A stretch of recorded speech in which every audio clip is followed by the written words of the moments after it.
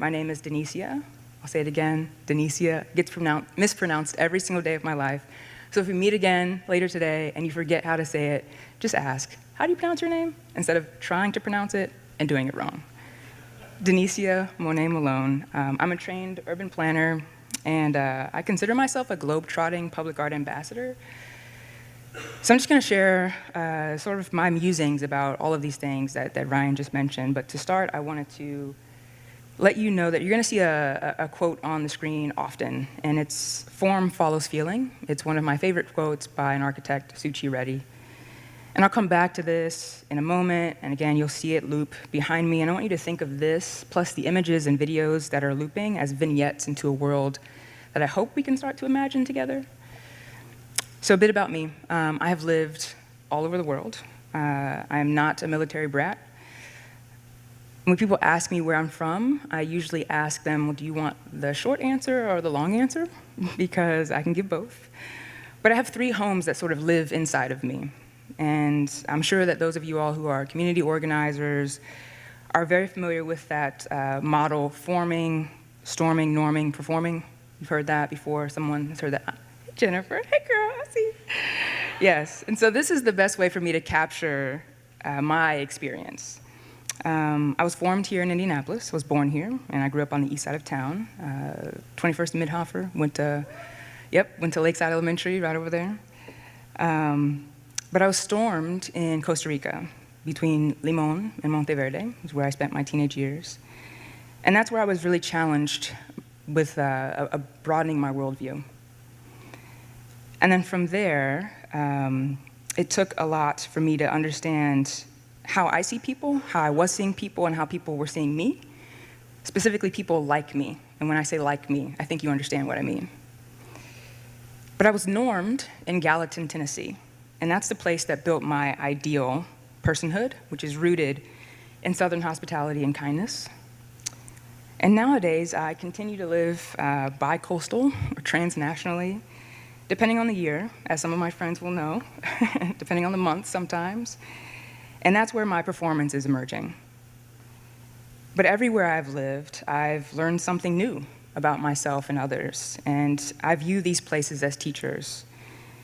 And so when Ryan invited me to speak this month about mentorship and mentor as a theme, I was like, Ryan, what are you talking about? I don't know how to, what? I'm not a mentor, I don't teach anybody anything, I don't like kids. I'm just kidding, I do teach. But yeah, I view places as teachers, and the first thing I do when I go to any new place is take a walk to the nearest watershed. And along the way, I listen to what the city has to say. It's speaking to us, it's sharing with us, it's teaching us. And I'm curious, has the city ever taught you anything? Nod your head, shake your head, yeah, right? And I'm not talking about a person in the city, I'm talking about the city itself. You know, the buildings, the roads, a neighborhood, a location of a park, a corner you keep returning to, a silence you can't quite explain, or a rhythm you can't ignore. I've been mulling over this question for a while now, and I've come to believe something very simple, but I think it's very powerful, and that's that cities are mentors. They teach us how to move, what to value, who belongs, and who is unwelcome. And like a mentor, a city can affirm us, it can challenge us, and if we allow it, it can transform us. So when I was thinking about how to merge mentor with city, it brought me back to Greek mythology. And mentor, if you've read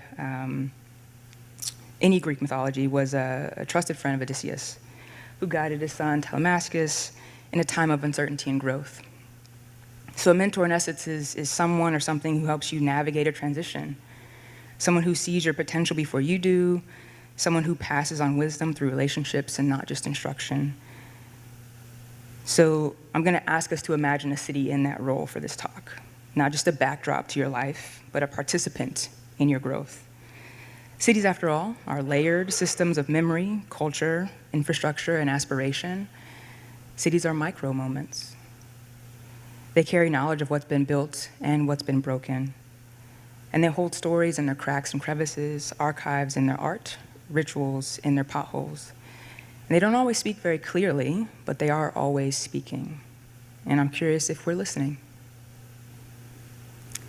So I come to this question through public art research, and as an ambassador, I like to study the aesthetics of belonging, the cartographies of memory, and the visual cues that shape how we feel in space. So I hope that I started to establish a little bit of that feeling with the games that I wanted you to play together. What I found is that, again and again, public art is one of the city's most eloquent languages. It's through murals, sculptures, monuments, and street interventions that a city reveals what it celebrates, what it fears, and what it forgets. So I'm gonna share a few lessons that I've learned from cities as a mentor, and lessons that I've come to understand through the lens of public art and play. One is that memory is curriculum. So cities, again, teach through memory. And public art is one of those direct storytelling avenues. So when I walk through Garden City on the west side of Indianapolis, or South Valley in Albuquerque, or Deep Ellum in Dallas, Greater Chatham in Chicago, I see expressions that aren't just decorative, they're documenting. Portraits of grandmothers who raised entire neighborhoods, symbols of presence and joy, missives that will never, ever be printed in textbooks. But they live boldly on brick walls and on blacktops. I also notice gaps, empty lots where lives used to be, entire communities where there's no public art at all. There's no laughter, and joy seems like it's seemingly vanished. And in these moments, the city is still teaching. This time, it's about erasure, about who gets remembered, about who is seen, and who is worthy of being seen.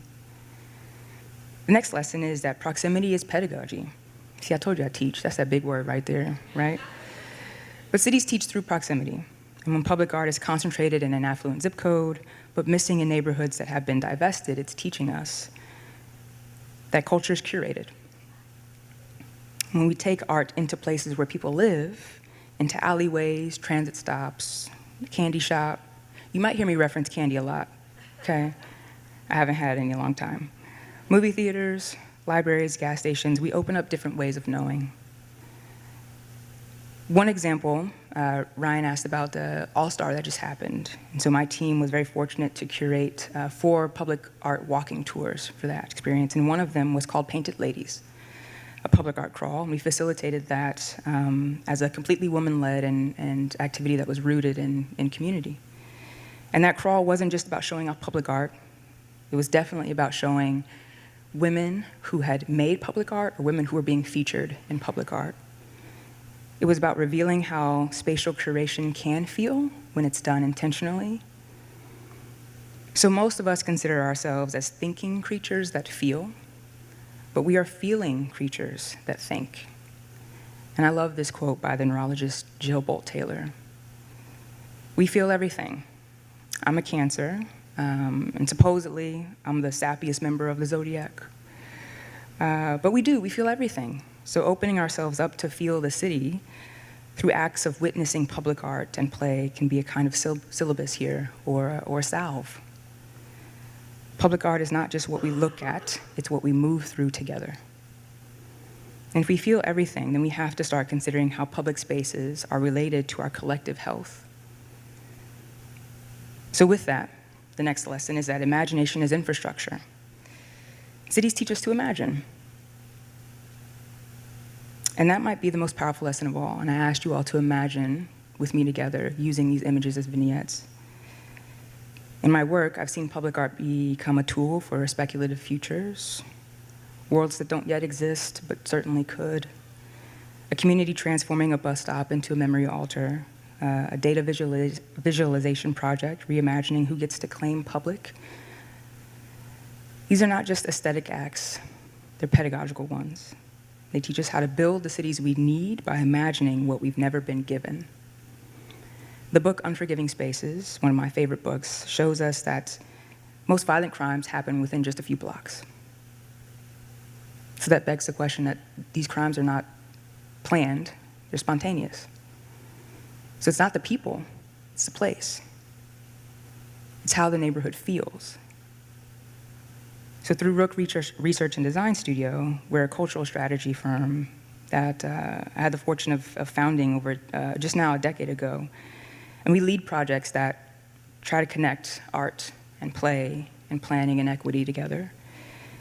And we engage that principle, form follows feeling, and try to design tools and maps and experiences that help cities become more culturally literate and liberatory. So I hope that in this space you felt free. You felt like you could play and explore.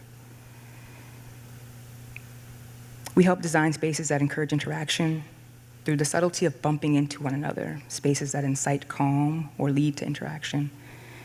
And play in this way is not an indulgence. It's a fundamental language.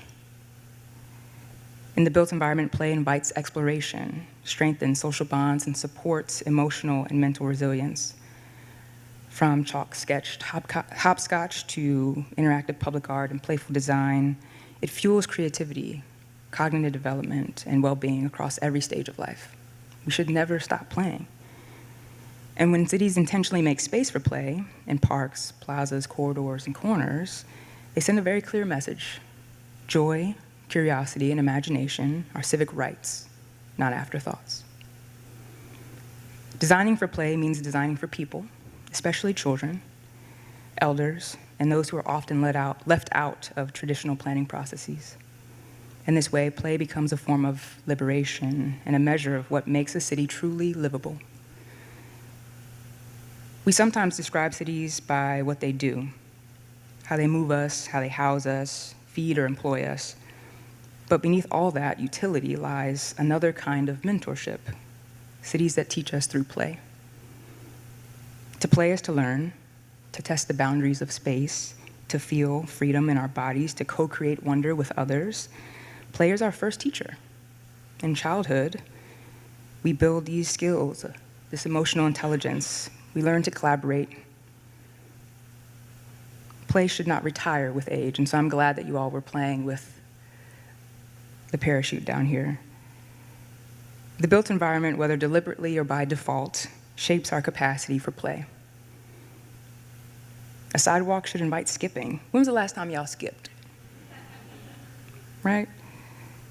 A shaded bench should say, come sit. A plaza with pop-up performances or interactive sculpture should tell us, your delight belongs here.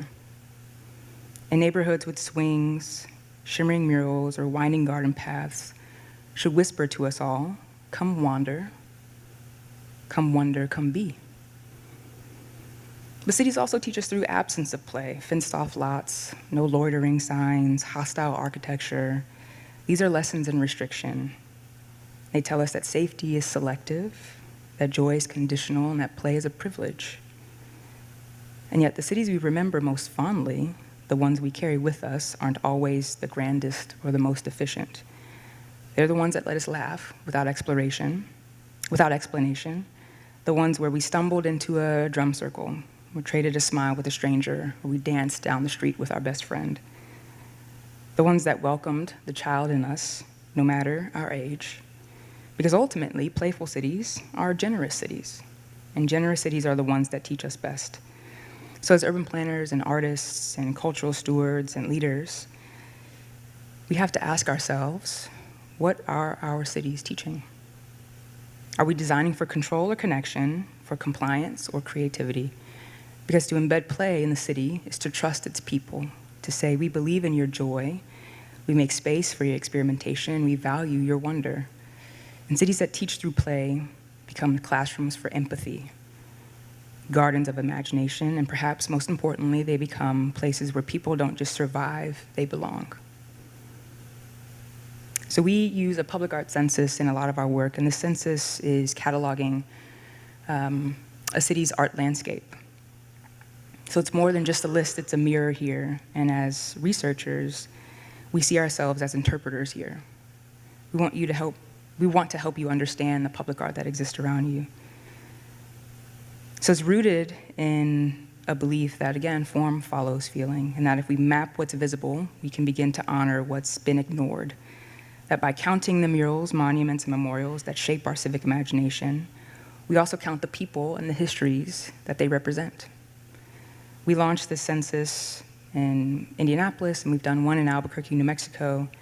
And in Indy, we found 3,090 public artworks. I bet you didn't even know your city had that many artworks. But in Albuquerque, we found over 11,000. So this work isn't just about art, it's about equity and accessibility. It's about stewardship and trying to echo sites of harmony. It's about listening to the city's visual grammar and asking, what is it trying to teach us? So I'll ask you again, what has your city taught you? Maybe it taught you resilience, or that connection is critical. Maybe it taught you how to be a beacon, or how to notice the small details.